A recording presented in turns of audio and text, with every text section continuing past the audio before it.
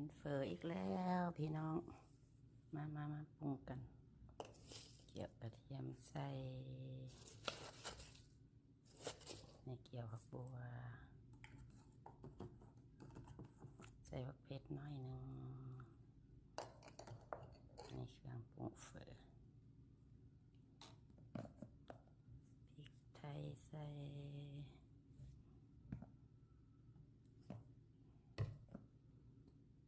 อันนี้หัดสด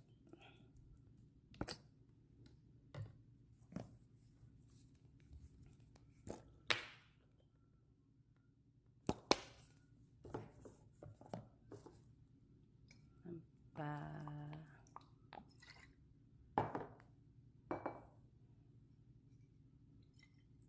ปรุงแล้วก็ต้องค่อยซิมพอดีแล้วก็ติมใส่ไม้น้ำตาลแป้งนัวมะนาวใส่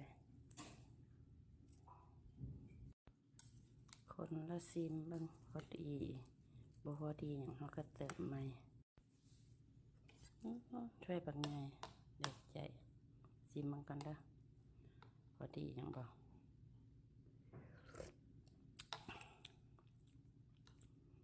เติมมะนาวอีกหน่อยนึง